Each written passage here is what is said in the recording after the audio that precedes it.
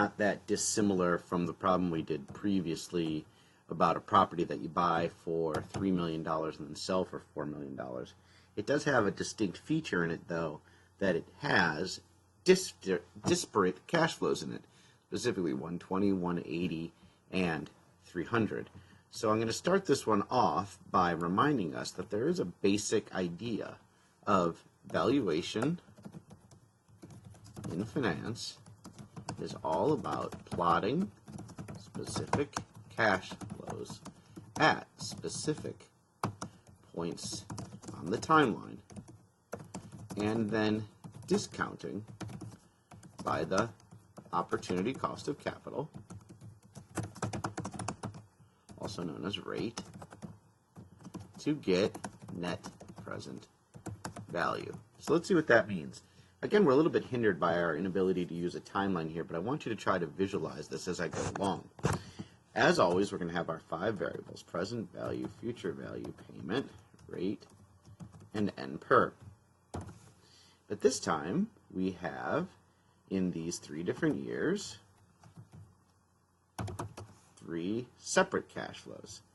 In year 1, now notice that is at the end of year 1, so that's going to be $120,000 as a future value cash flow in.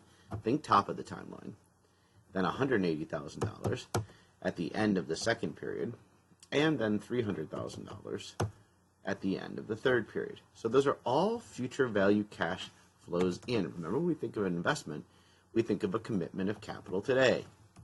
So with a common rate of 12%, and we have, in this particular case, no payment. Remember, payment's just a shortcut. In this particular case, we can always remember that what I wrote up above about cash flows being at points on the timeline. All cash flows are future values, but not all cash flows are payments.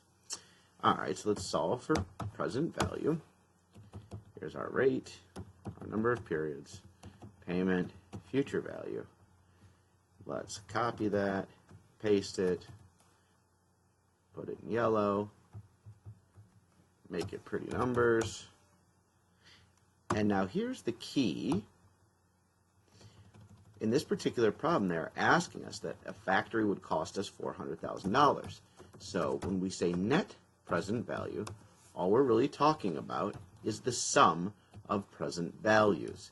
So now that we have 3 present values, these 3 right here, now we can see, and this is where it's a little bit challenging because you have to think in terms of an absolute value point of view. If you'd like, you can actually just switch the sign on it.